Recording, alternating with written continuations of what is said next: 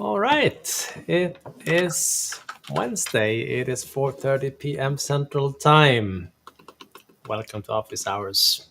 Hey, Andrew, how are things? Pretty good. Happy to have you back.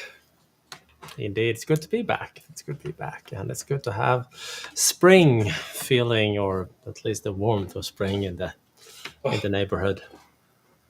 I know. This is like all I've wanted to do all day is get outside. And But your success rate so far on that is? I walked out there for 30 seconds and I saw my tulips and then I went back in. Still counts. Still counts. That's right. All right. So, what have you been up to for the past week or so, or what have you seen in the community? Great question, because as usual, community's busy. I've got a couple of things I'd like to share today, if you don't mind sharing my screen. Don't mind. I'm trying to find that button right now. It's somewhere around there. I've seen it. There we go. All right. All right. So first things first, Michael Niehaus has had an autopilot branding script that's been available for quite some time, but there was a major update to version 3 since office hours last week. And I really like, there's some great updates to the script. Things like being able to remove dev home and new Outlook, some additional configurations and adjustments. Michael added some logic to install new apps from Winget. A lot of different things here that you can see. But something that I thought was awesome, I've seen Michael's autopilot branding script 100 times, but somehow it escaped me how many people are actually contributing to it. All of these different folks contributing to the script is just fantastic. I wanted to give a shout out to that. That was one of the most exciting things I thought from these release notes. Yeah, but it just amazes me how many people are like almost on a daily basis contributing to ConfigMgr, Intune, and everything related to those platforms. Yes, Yeah, it's so nice. It's fantastic. absolutely. It's great stuff.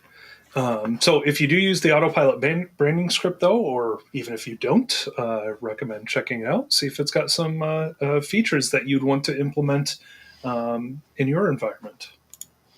All right. Awesome.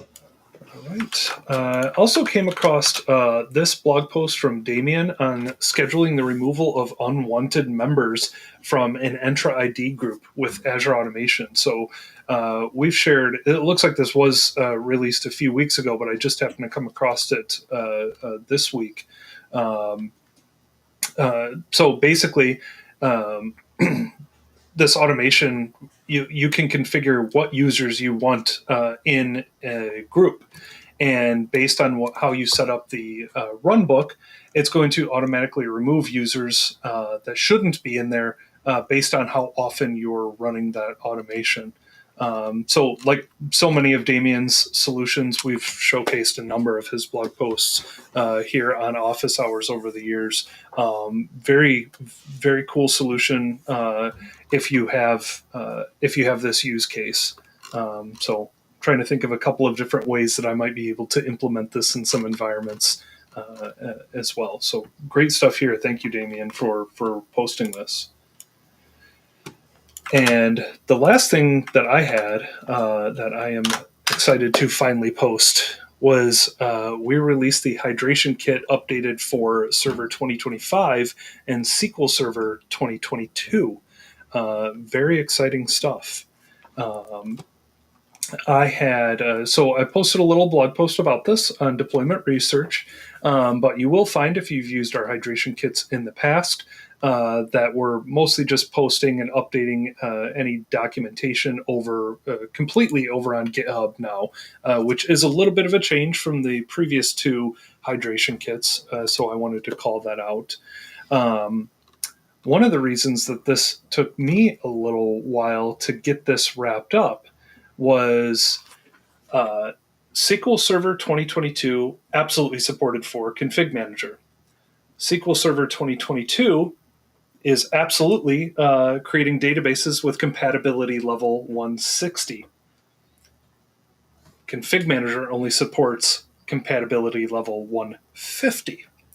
So Johan and I went back and forth a couple of times on how we wanted to deal with that in the hydration kit, reached out to the community, and ultimately followed one of our good friends, Brian Mason's guidance on pre-creating the database. And I think you'll agree, Johan, when Brian says something like that, probably should listen. Yeah, it's like one. Yes, sir. Right away, sir. Absolutely, that's absolutely what we're doing now. So it's kind of interesting. We have, in fact, I've found a SQL script that you had written quite a while ago for an older hydration kit to pre-create the database. Worked very well. So if I go in here, you can see I've got a SQL script. Thank you for posting this to the community many years ago, Johan. One of the challenges I was running into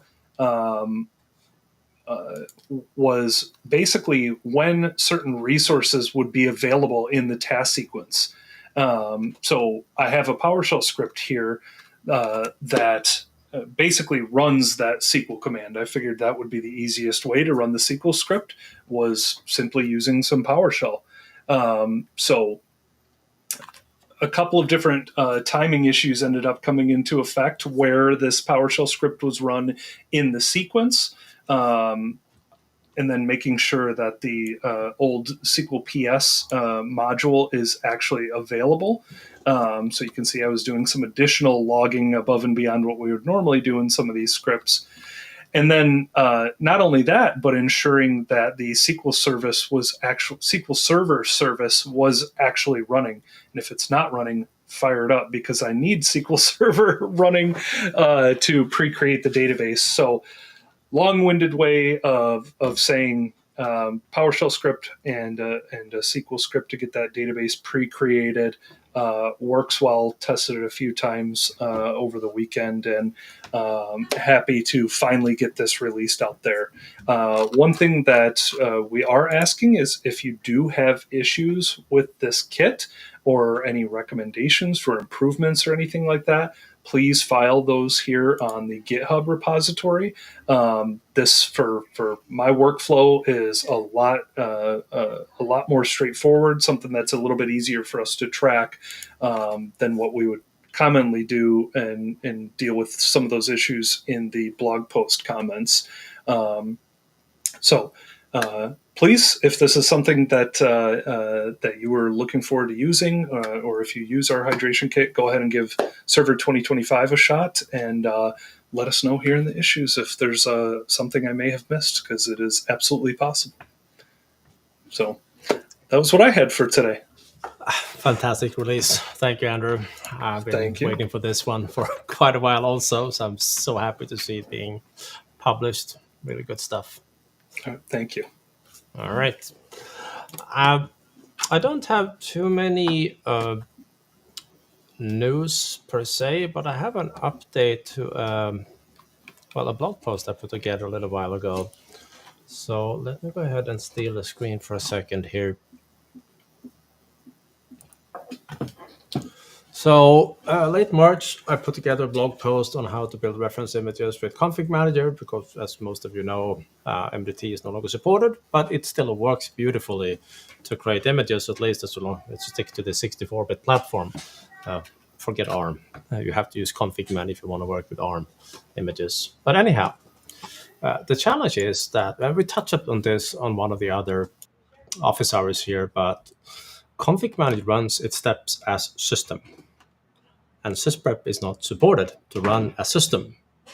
That didn't used to be a problem before until, well, Windows 11. So there we are. Microsoft knows about this. They have a conversation with the Windows team, or rather the ConfigMgr team has a discussion with the Windows team, because they run sysprep and ConfigMgr run ConfigManager. So hopefully they will come up with some solution. Otherwise, we'll have to come up with some creative workaround and simply run sysprep as administrator for now, and basically do it in a two-step approach. I've been trying around different ways to get it to run reliably in the sequence itself, not as the sequence, but as a different user. If I make progress on that part, I will let you know. But I've been arguing a little bit with that one. So just like an FYI, really. So that's all I have for today. All right. Good tip to look out for. Yeah, it was funny, but I've been having threads in the community lately around images and why there is a need to capture them. And John Markin, of course, like, I haven't been building reference images since Windows Vista, basically, or since the WIMP files were starting to be included in the ISO. And then Mr. Towels over at WP Ninja, he's like, well, the only images I capture are PNG files. I was like, okay, fair enough. But there is a valid point. For the past 10 years, we've seen a very typical trend in the industry to move towards using thin images, and that is the recommended choice if you have that option. But still, to this day, there are organizations out there that they simply do not have a choice. They have to use thicker images to be able to meet their business requirements and service times and whatever for deployment. So for those folks, these features are critical that they are actually working correctly. So I will keep this one updated as I learn more and find out more myself. But yeah, there we are. Excellent. All right. Suppose we do have a couple of questions coming in already over here on YouTube. Then how about we take a look at some of those? That's like a plan. All right. So Matthew is asking, how can I tell what site server or DP the client is getting the software from during a client push or a software install? How do I set it up to use a specific distribution point? So there is no option in the client installation settings to point it to a specific DP for downloads. You can point it to MPs and fallback status points. So it's boundaries that controls that. But it's not too hard to figure out where it came from. So let's see what I have available that I can borrow.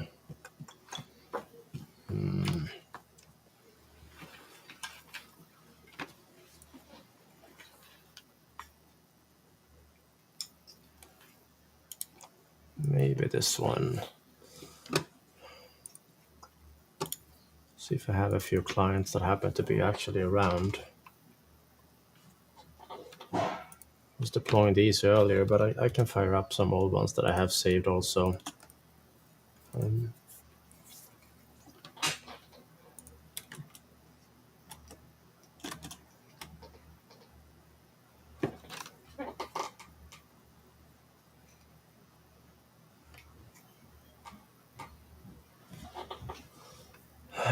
These might be faster to get to. Let's try that.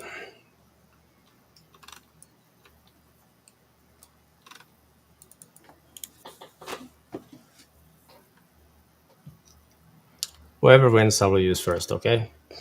It looks like we have a winner. All right, so there are a couple of ways to figure out where things is coming from.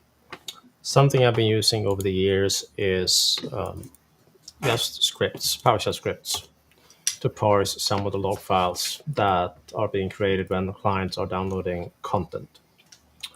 So if I, let's see.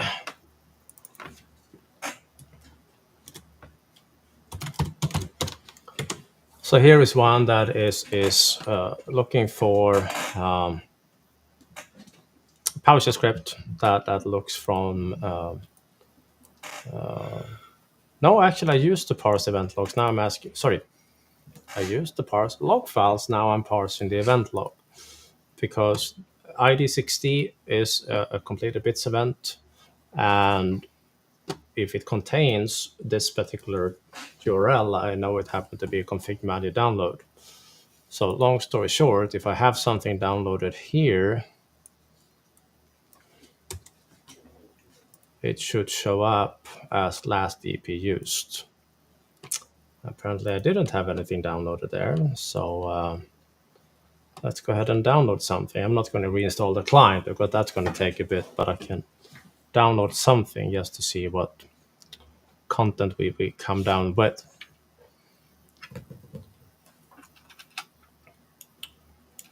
I'm going to pick one of my test packages here. Maybe not the 300 meg one, but 100 meg one.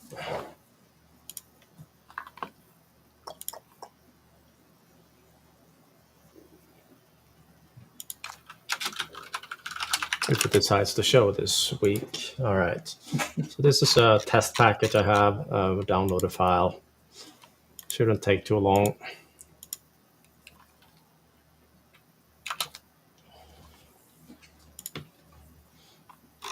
If it decides to download at some point.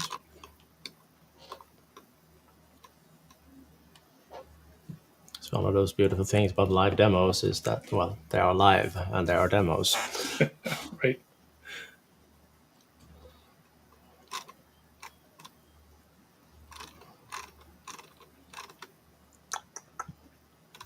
But at this point, the client is indeed trying to find a distribution point based on the boundary groups that you have defined in ConfigMgr. And this is also being logged in the cast log file, as well as it's being logged in the various event logs. So hopefully it will find a home shortly and start to download this file. This is on a throttled location for sure. I think it's a 45 megabit link I'm currently throttling to, so it's not the fastest one. But we can see if it actually starts to download anything in the background at all. Because sometimes it does that before the UI update itself. And it does look like it's starting to download some stuff. Recognize that EP, for example. Not the fastest download. This is from a connected cache server. This is from a local peer friends asking around for content.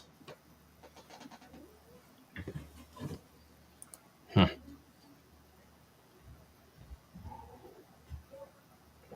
can see it's doing something.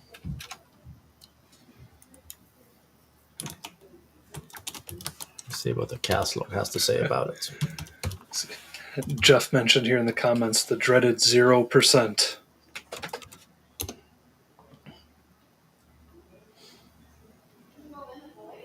Yeah, so we have the cast log, which is the ConfigMgr cache log, or that manages the config manager. So it did find a couple locations here that does have the content based on the boundary groups. So it found that I have 2 distribution points that it will considering getting content from. There is also a data transfer manager log that is involved in this. Indicating at start in the download. But for some reason it decided to take a bit of a break. I can see it's downloading some stuff. All right, maybe it's just, there we go. As I said, it's a heavily throttled link. It's a 45 megabit. That's not megabyte, that is megabit link that it's behind. While we're waiting for that one, let me go over to one of my other clients, which should have downloaded content recently. Let's see what this one has. I'm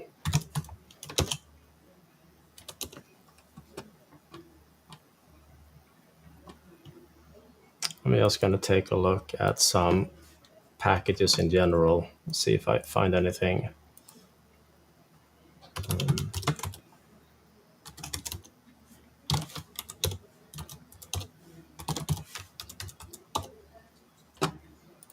Because you can indeed ask the event log nicely for downloaded stuff.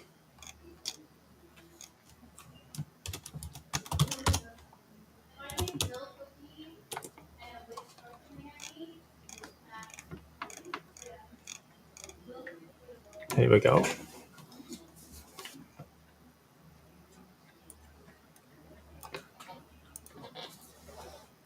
There we go.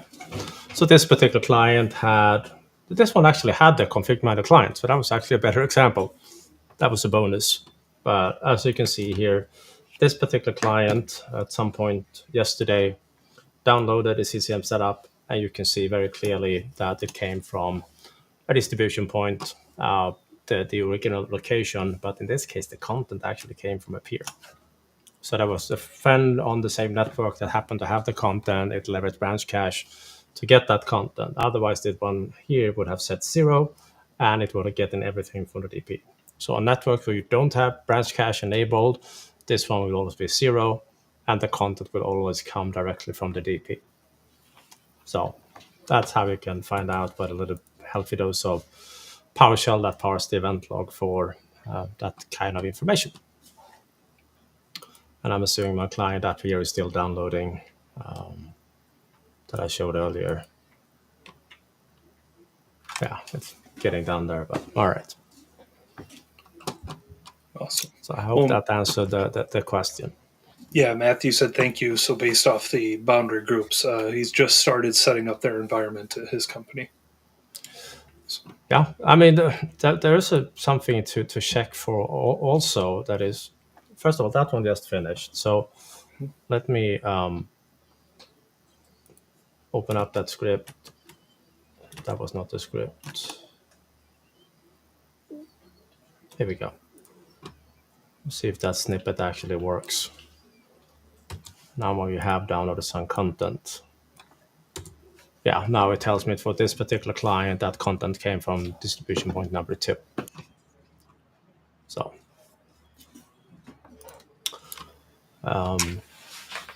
you can check also boundary group IDs by asking the client itself, WMI. It will tell you what boundary group you're in. And in general, if you're a member of multiple boundary groups, that's not good. Because then you don't really know where content coming from. Because in ConfigMgr, these boundary groups, I think I have a few over here I can show. Sounds like Kylo doesn't like overlapping boundary groups either. He does not. He's not a big fan of those. But they will tell you, the client, where to go to find MPs, DPs, state migration points, and software update points. So that's how you control it. And one of the most common things to see is indeed where we have overlapping boundaries that causes troubles.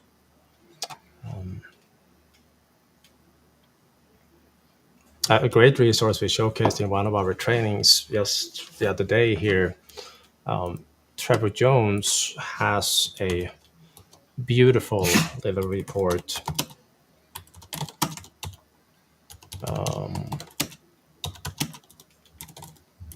I'll be using it years and years.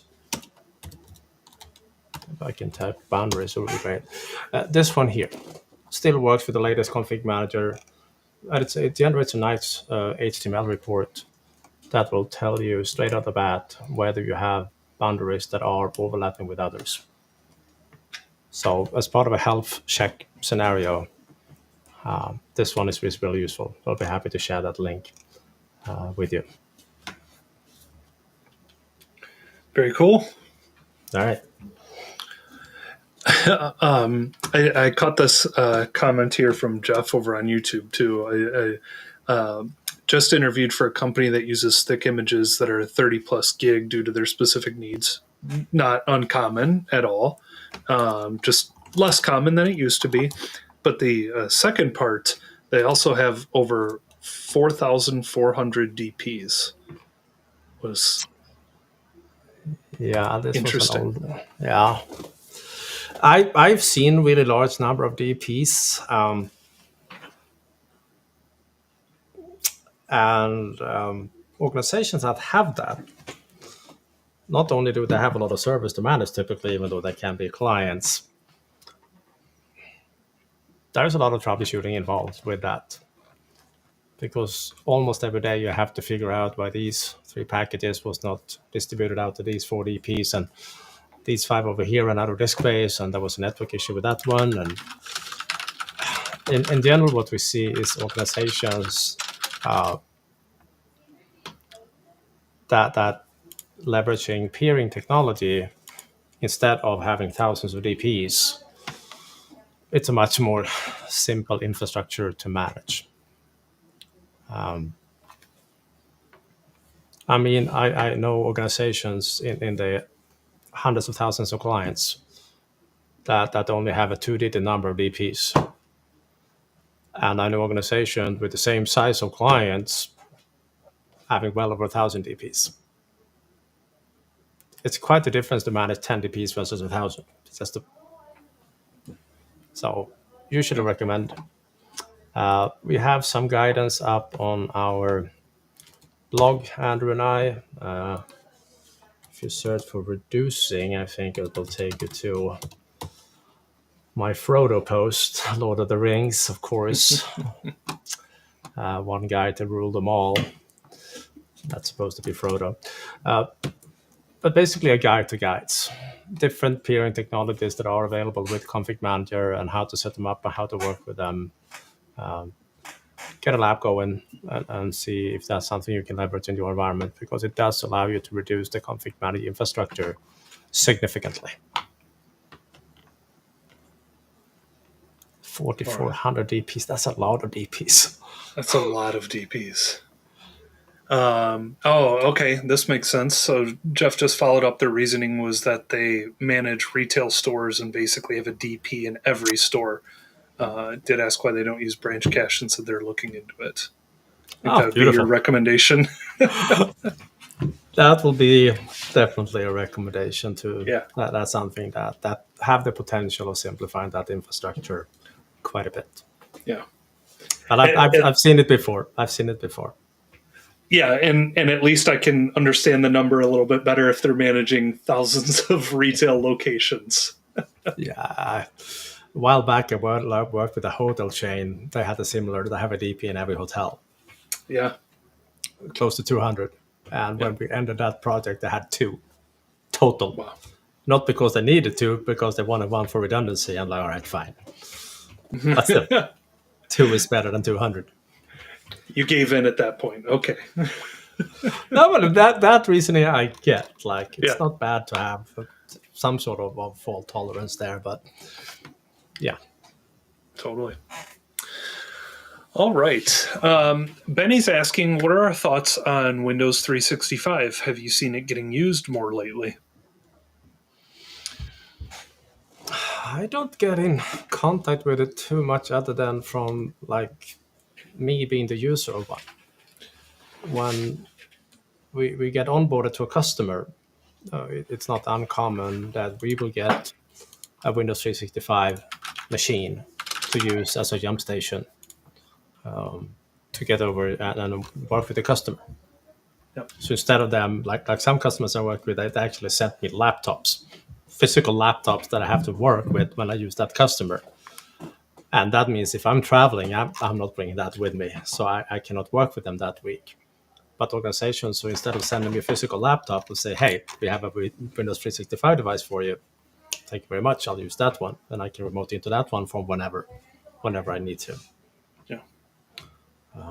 I saw that they started to release the link devices now for organizations to buy. So I'm looking forward to try to get my hands on one of those. Yeah, I saw Adam got a whole box of them today. Yeah. I have to convince him to bring one to MMS for me so I can borrow it for a undisclosed number of months. Exactly. No, and I've had the same experience. I mean, I obviously, even in that reference, so Adam Gross, MVP in the community, if you don't know him, did post, basically got a box of the Windows 365 links so that his organization could be using those. And so I'm not seeing it personally, but I think just in the community that we're a part of, definitely see it get discussed pretty regularly. So, yep. Awesome. All right. Tim's wondering if you can use Intune policy to configure delivery optimization. Yes. The answer is yes. No, there are both admin templates. Don't use those, but there are settings catalog settings for delivery optimization. And the reason you should use those is because they have all the settings. The admin templates that are in Intune, they only have some settings. But if I go over to my configuration here for Windows devices and search for delivery, here I have a couple of production settings for DO. So if I go to that one, you see that these are indeed delivery optimization settings that are simply configured as part of that policy. And we have over at 2 Point that I still do a lot of work with. I wrote a blog post a while ago that has been one quite popular one. Not that one, but that one has a link to what I'm looking for here. So this is just some guidelines on a starting point for DO settings for Intune. So way better than the default settings that comes with Windows. So you need to get started somewhere. This is somewhere. Awesome. Thank you, sir. All right. So I got a question here around are we noticing any issues where the April 23 H2 cumulative update is making the download of 24 H2 fail via ConfigMgr? I've seen reports of not download failing, but upgrades failing, including enablement packages for those of you that are on like 22H2 and want to go to 23H2. Basically, after applying the April CU, they were not able to get those machines upgraded because that still exists for 22H2. But I haven't heard more than that. There's like threads going on Reddit, people seeing it, but I haven't heard of any like official. I haven't seen it myself. But I've heard that there were some issues with the April update for some type of feature update scenarios. But organization has just started to deploy those updates in larger scale now because we are at April 23 today, and that's when it started to hit the larger rings for most companies. Was it April 8 or 10? When was Patch Tuesday? Uh-huh.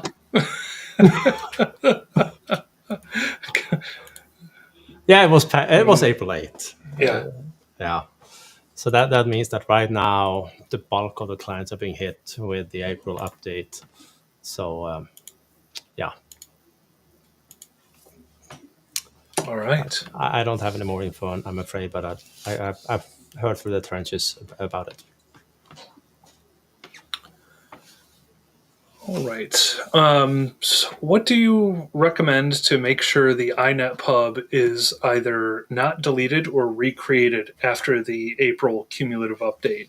And so for a little bit of context, we've talked about this the last couple of weeks. A mysterious Inetpub directory ended up being installed on all of our clients as part of the April cumulative update. And as it turned out, it was actually something that was part of patching a security hole, basically. So the recommendation was don't delete it. Yeah, I saw that. I think it was from Nathan that shared some information about that. We might have shared that in our office hour links. Nope. I shared the CVE that Microsoft posted. Do you have it on your last screen, week? sir? I do. Can I share your screen then? Absolutely. All right. But I'm trying to see. I don't think they have any recommendations on what happens if you do delete it. So the guidance is don't. But the question is, what if you do? Or how do I prevent it? Yeah, that is a good question, especially if the users are, well, I do not know.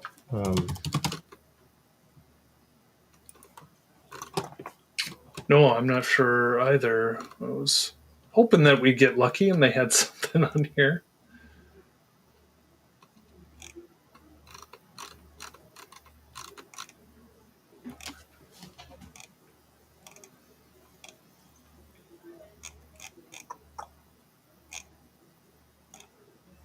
I was trying to find the old post from Nathan also. Must have been in that time frame.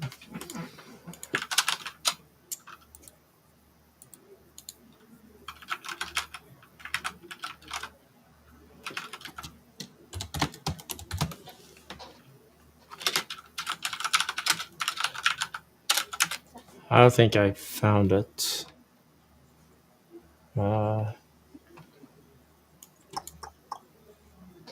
Oh, if you delete it, at least an I write on the root of the drive. Is that what you were referring to? Yes. This tweet right here. Yeah. Yes, that's the one. All right. And was that the link you showed earlier that it leads to, the CV link? Yes, I believe so. Yeah. Yeah, I see it. Yeah. Yep. Good call out, I think, on this tweet. Yep. All right. So the short answer is we don't know, but here was some clarification around it at least. Yep. Thank you, sir. That was a fun one. All right. Could you show how to do a SQL query to troubleshoot a client push? I have one from the lab, but thinking I need to change the from v underscore cp underscore machine line. Nothing that I have at least readily available that comes to mind.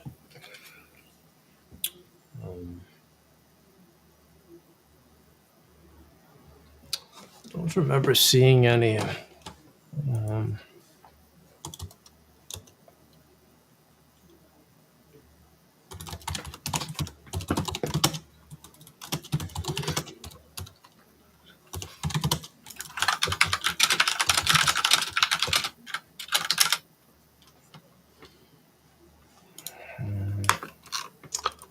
A notepad one.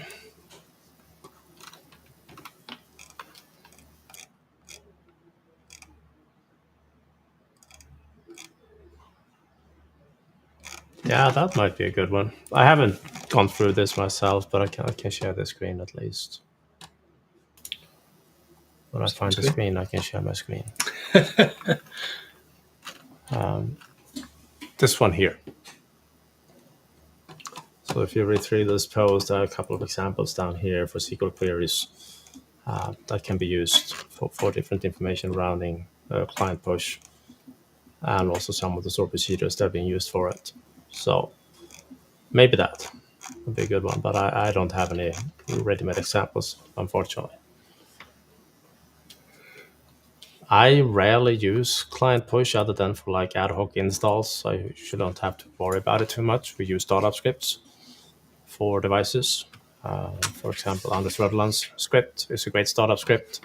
Jason Sandy's is still a good startup script. The only downside is it's VB script, so it eventually will go away. But for now, it works, even though it's a bit hard to find since he moved his stuff over to Rudy's blog. But this script here that we have showcased quite some times, the ConfigMgr client help script,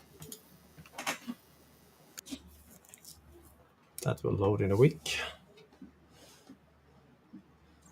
This one will also install the client if the client is missing on the device. It doesn't verify health, it actually does the install. So really good solution. Yes, it is.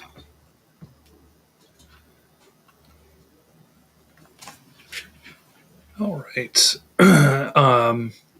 So Amir's got a question here around autopilot. When our technicians autopilot a device, they use the user's temporary access pass to complete account setup and ensure everything works before handing over the device.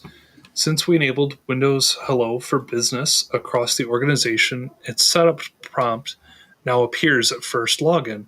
But we want the user to complete that step themselves, not the technician. Previously, technicians could close its login pop-up and skip it from its error screen. That's no longer an option. Does anyone know a way to work around this?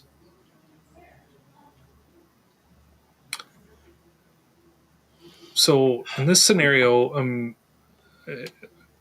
curious if you're reading this the same way, Johan. Is this the user-driven scenario, but using the temporary access pass for the user rather than a pre-provisioned scenario? It sounds like it, but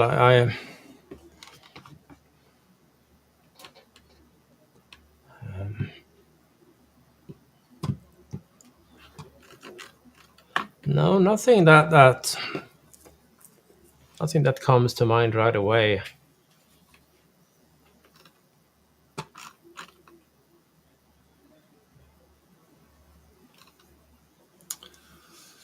Read the question a couple of times now, but no, sorry. Yeah, same here. Especially if you're signing in as the user. I can't think of any clever ways around that.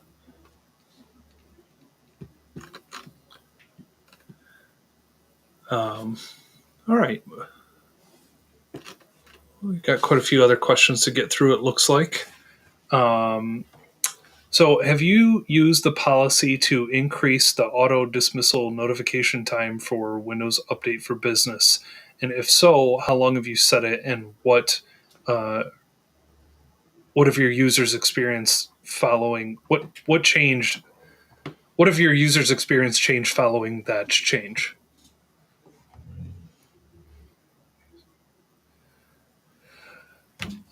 So, what I typically deploy for those settings. Share your screen, sir? Yep, I was just going to ask. So let's take a look. The way I usually deploy my update settings. Let's go to like the production ring here. This should have it. And I'll go ahead and edit these. Are pretty basic, actually. So under the automatic update behavior, I just leave it to reset to default, which basically provides the same user experience that you would have on a consumer version of Windows. Determines active hours, and then tries to restart the device when it's not in use before it hits the deadline or the grace period.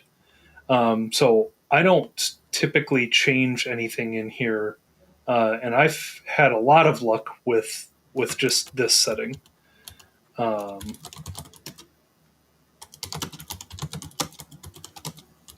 of just letting Windows do its thing. So I do that. I set a deadline. I have this set to 2 days for a deadline in my lab, but I normally have that set to say 5 or 7 days for a deadline with an additional grace period here.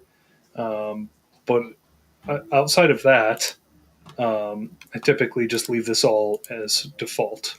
So I don't know if you've messed around with any of the notification times or anything, Johan, but Not much, no. okay. So yeah, that's been my recommendation up to this point, unless I'm missing a particular setting here. I know this doesn't work for every organization, but this has worked well for me. All right. There was a follow-up question from Diego here. Basically, all right. What about updates for Microsoft 365 clients? And I'm assuming they're meaning Microsoft 365 apps, unless they meaning Windows 365 clients. Yeah, so normally I just let them update automatically. I mean, when you're installing the M365 apps for Enterprise Suite now at this point, they're going to get added to an update channel. And again, I find that that usually gets everything updated. Now, if you want a little bit more visibility to it, you can look. Let's go here. In the M365 Apps Admin Center. You're not going to see much here in my lab, but here you can configure the update channels that your devices are actually on, and then you can get some additional visibility on if they've been updated, if the update's in progress, if they have issues, or if it hasn't been updated at all. So the reason that you're not seeing too many numbers here in my lab is because you actually have to be launching an Office product, whether it be Word or Excel or PowerPoint, to connect up with this service. And at least in my clients, I generally have no need to launch Word or Excel or PowerPoint in my lab. But perhaps I should set myself my own scheduled task to start populating this a little bit more. But basically, that's what you'd see, Diego. So if you want to have a bit more visibility and a slight bit more control over it, I would just use this. Otherwise, let the apps update like normal. Install them, and they're just going to pull down updates anytime they come out. I guess said another way, if you're coming from a config manager world, we don't actually have to deploy the updates out.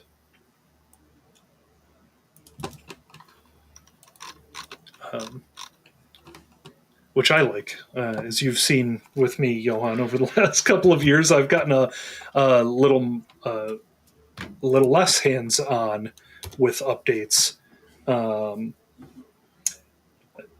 Generally, in my experience, that's just because with a lead time on when updates are going to be released to my clients, and then a little bit of lead time on the deadline, where we have had issues with updates, they're normally pulled or fixed by the time my clients are updating. And then I just leave my clients on the monthly enterprise channel, so they get one M365 update per month. I hope that helps. All right, awesome. All right. Do you know how the currently logged on user is populated in SCCM, and what is the refresh rate?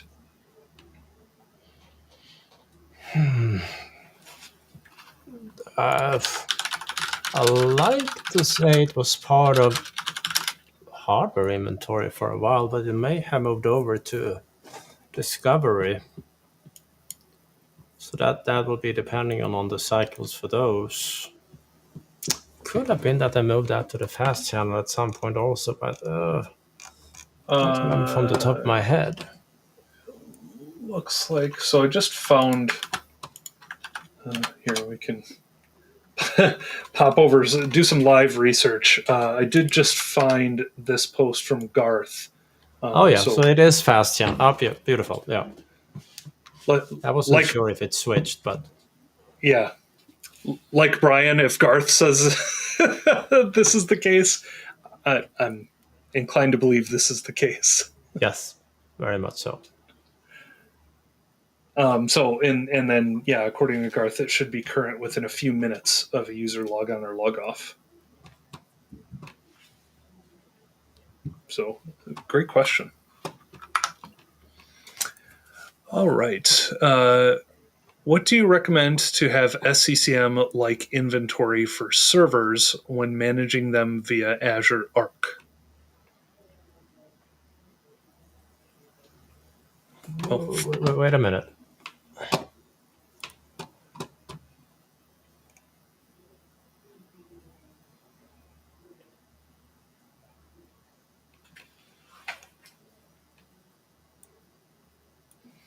Okay, I read the question wrong. SCCM-like inventory when using Azure ARC. Yeah. I do not know. No. Outside of playing around with it in my lab, Azure ARC, and all servers that I'm dealing with are still managed by ConfigMgr.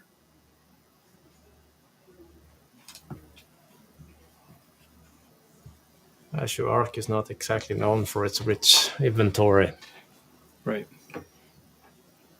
If you need that, use ConfigMgr.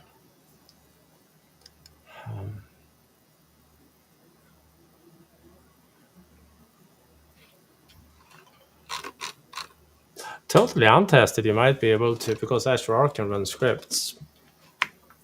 So you can run a script that does some basic inventory and upload that data to like log analytics or something. Yeah. And then you can use workbooks to query that data, That's a or good idea. KQL, whatever you like. Can't say I have seen any good guides around that. Pretty much all of the extending inventory has been for Intune clients, because Intune also doesn't have a rich inventory.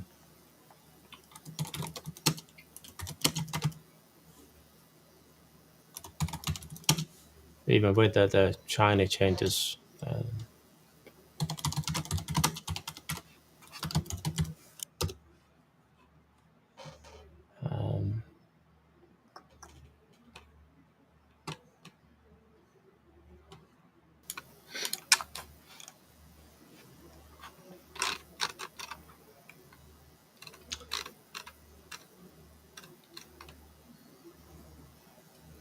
There are a couple of blog posts out there on Azure ARC and inventory.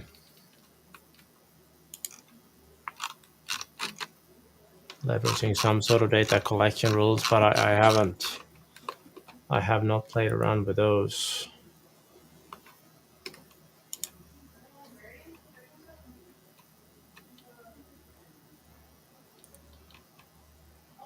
Seems more related to auditing than inventory, really.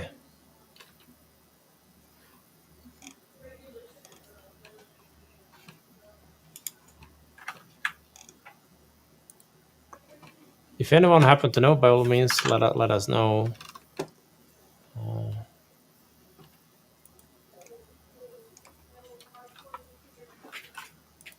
Now, the only thing I can think of is Azure Log Analytics and uploading data to it to collect from the servers.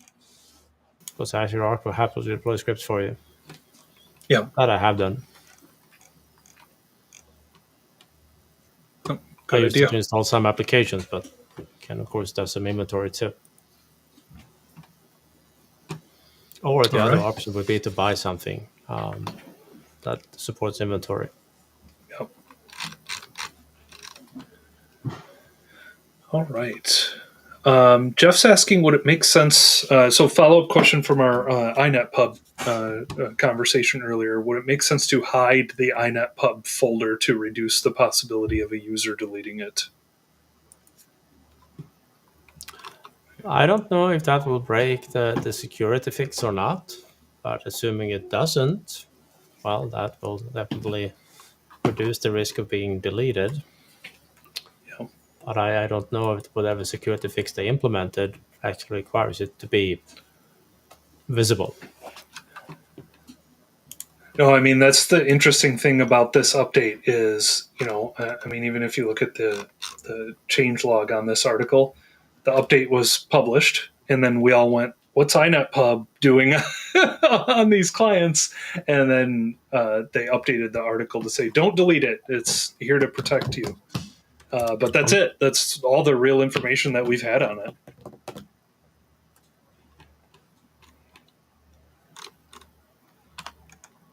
So Yeah, if any one of you happen to know, let us know. We would also like to know. definitely. All right. Do you have any dashboard or query recommendations to effectively show non-remediated issues with the client health solution so that IT can work on fixing those issues? There is a, for the solution that I showed earlier, the client health one from Anders Rutland, there is just some predefined tables of views that he put together. But there was a gentleman in the community that actually put together some reports around it. I wonder if they are still available. Haven't seen them in a long while, but I think he mentioned that in some part of the. Let's see.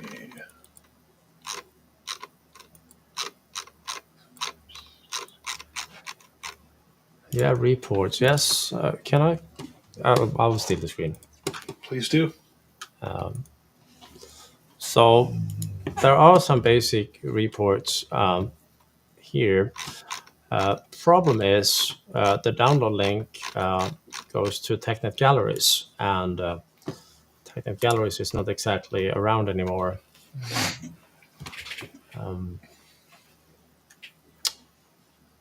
So I wonder where that one will take me. Apparently to this one. All right, let's see what Wayback Machine had to say about that link. This is a great way to find stuff on TechNet Gallery, but apparently that one is not available. Well, if can you go back? It looked like it did the auto forward to learn. So what if you just copy the link from here? It's just like Anders had his own redirect. It doesn't look like it's going to the link unless it shows.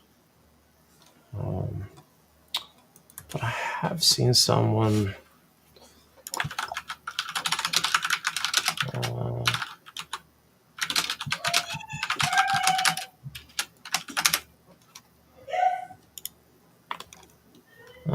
Nothing that pops up. I have seen a download of them somewhere.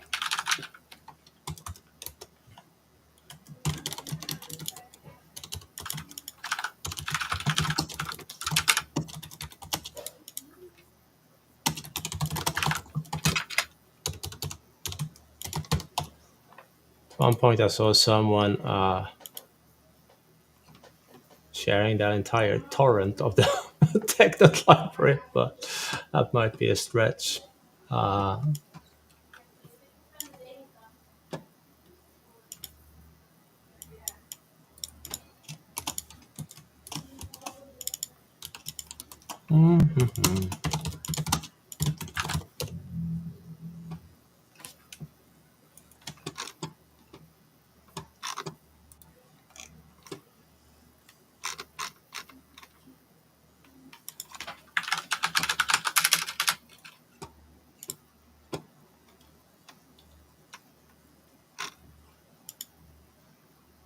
Checking his repository also, but nope.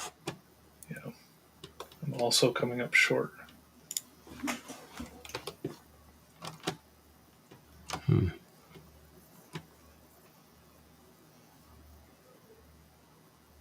Let's see what we can find. Should be able to locate those reports with some clever.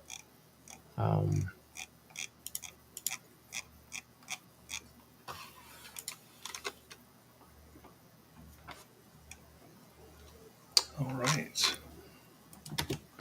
Ben Morris. That's the name of the gentleman that wrote them.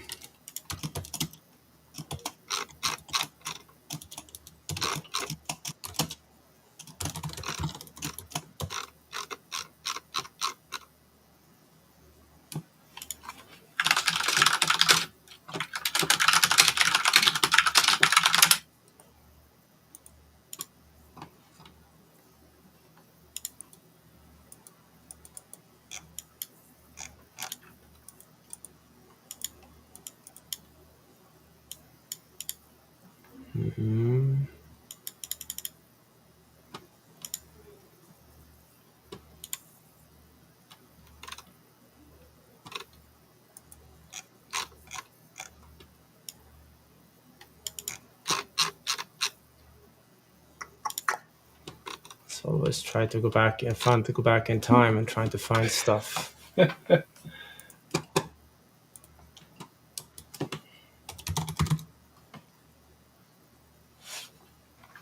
Apparently, Ben Morris used to have a blog at some point. Yeah, I came across that.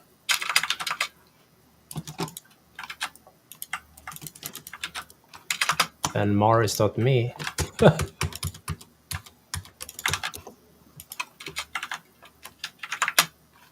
That one is no longer available. Wonder what the Wayback Machine think of that one.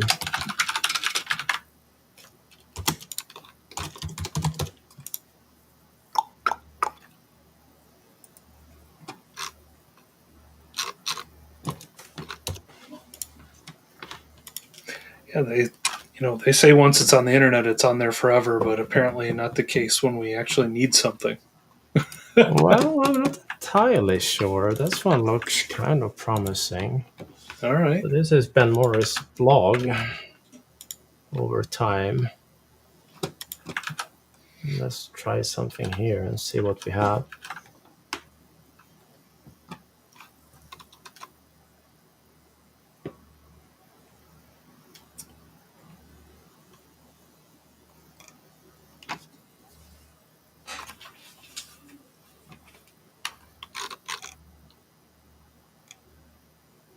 Some other reports.